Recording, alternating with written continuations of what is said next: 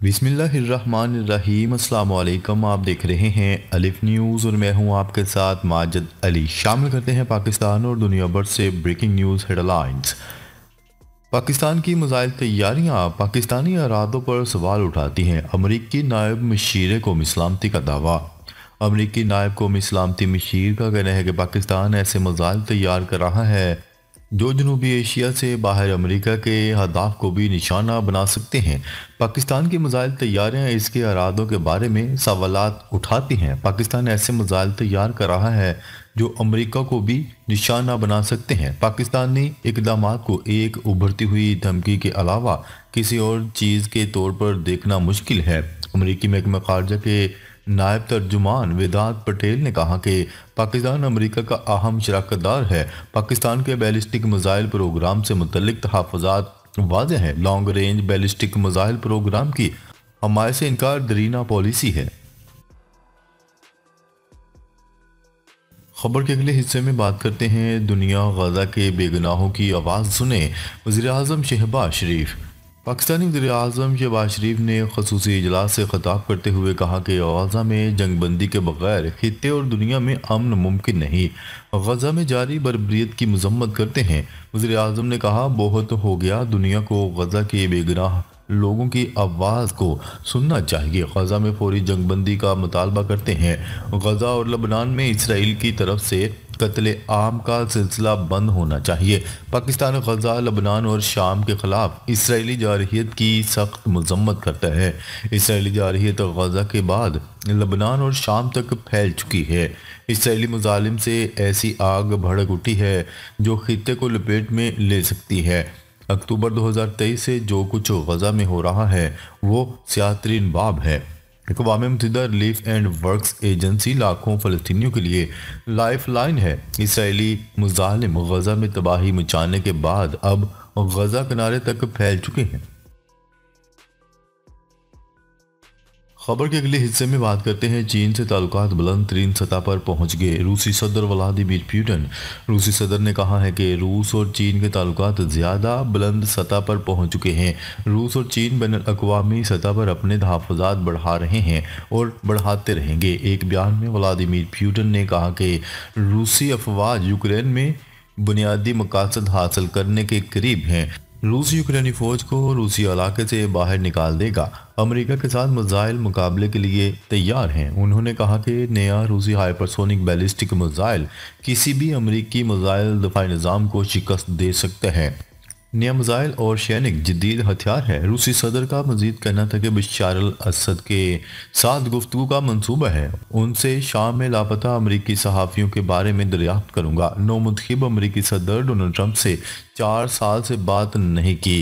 रूसी सदर का कहना था कि नौमुंतखब अमरीकी सदर डोनाल्ड ट्रंप के साथ बात करने के लिए तैयार हैं। अमली तौर पर तमाम नेटो ममालिक रूस के खिलाफ लड़ रहे हैं। उन्होंने कहा कि रूस को शाम में शिकस्त नहीं हुई, अपने मकासद हासिल किए जा चुके हैं। रूस ने शाम से 4000 ईरानी जंगजुओं का इनखला करवाया। शाम में तमाम ग्रुपों से ताल्लुकात हैं। रूसी सदर के मुताबिक शराकतदारों को शाम में रूसी एयर नेवल बेस को इंसानी मकासद के लिए इस्तेमाल करने की तजवीज़ दी। उन्होंने मास्को में रूसी जनरल के कत्ल के मामले पर भी गुफ्तगू की और कहा कि यूक्रेनी हुकूमत रूसी शहरियों के खिलाफ दहशतगर्दी की कार्रवाइयों का इर्तिकाब कर रही है। यूक्रेन के मामले पर बातचीत के लिए तैयार हैं, दूसरी जानिब के तैयार होने की ज़रूरत है। खबर के अगले हिस्से में बात करते हैं ह्यूमन राइट्स वॉच ने इसराइल पर गजा में नस्लकुशी का इल्ज़ाम आयद कर दिया। ह्यूमन राइट्स वॉच ने इसराइल पर इल्ज़ाम आयद किया है कि इसराइल की जानिब से गजा में फ़लस्तीनी शहरियों को मुनासिब पानी की रसाई से जानबूझकर महरूम रखकर नस्लकुशी के इकदाम किए जा रहे हैं। ह्यूमन राइट्स वॉच के मुताबिक इसराइल के इकदाम के तहत पानी और सफाई के बुनियादी ढांचे को जानबूझकर नुकसान पहुँचाया गया, जिसके नतीजे में हज़ारों अफराद की अमवात हुई। ये अमल इंसानियत के खिलाफ नस्लकुशी के जराइम के मुतरादिफ है। ह्यूमन राइट्स वॉच की जानिब से जारी की गई 179 सफ़ात पर मुश्तमिल रिपोर्ट में कहा गया है कि अक्टूबर 2023 के बाद से इसराइली हुकाम ने गजा की पट्टी में जिंदा रहने के लिए दरकार मुनासिब पानी तक फ़लस्तीनियों की रसाई में जानबूझकर रुकावट डाली है। خبر کے اگلے حصے میں بات کرتے ہیں، حوثیوں نے تل ابیب پر ہائپرسونک میزائل داغے جانے کی ویڈیو بھی جاری کر دی۔ یمنی حوثیوں نے اسرائیلی دارالحکومت تل ابیب پر ہائپرسونک میزائل سے حملہ کیا۔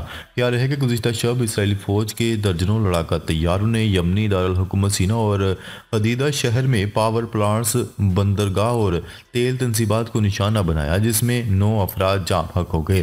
اسی دوران حوثیوں نے اسرائیلی دارالحکومت پر ہائپرسونک بیلسٹک میزائلوں سے حملہ کیا۔ اسرائیل کی جانب سے میزائل تباہ کرنے کا دعویٰ کیا گیا، جبکہ اسرائیلی اخبار کے مطابق میزائل کے ٹکڑے مقبوضہ بیت المقدس میں اسرائیلی پارلیمنٹ کے قریب بھی گرے۔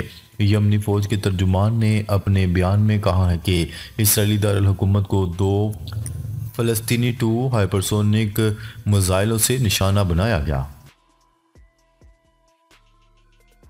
خبر کے اگلے حصے میں بات کرتے ہیں، بشار الاسد دور کے عہدیداروں کے خلاف کارروائی کی تیاری، فہرست تیار کر لی گئی۔ دمشق سے عرب میڈیا کی رپورٹ کے مطابق عبوری حکومت نے بشار الاسد دور کے 20 شخصیات پر مشتمل فہرست تیار کر لی اور ان شخصیات کی گرفتاری کے لیے انٹرپول سے مدد مانگ لی۔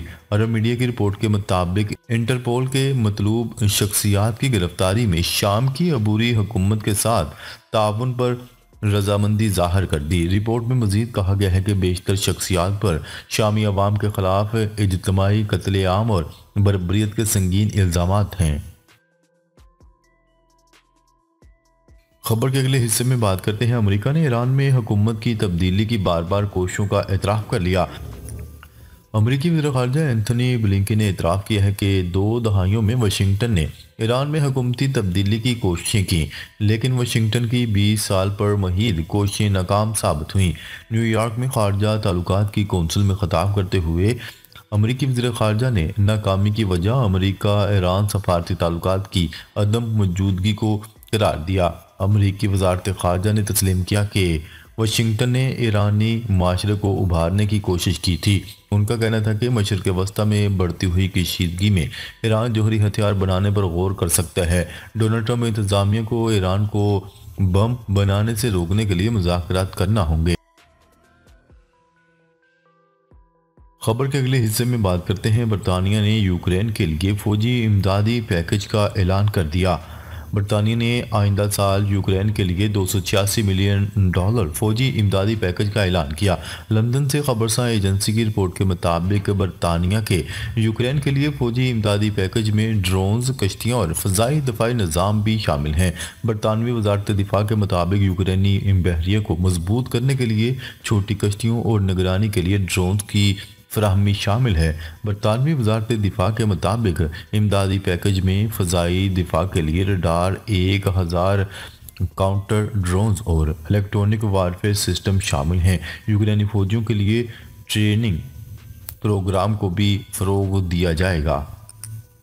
ناظرین، اب تک کے لیے اتنا ہی۔ مزید خبریں لے کر بہت جلد آپ کی خدمت میں حاضر ہوں گے۔ تب تک کے لیے اپنا خیال رکھیے گا۔ اللہ نگہبان۔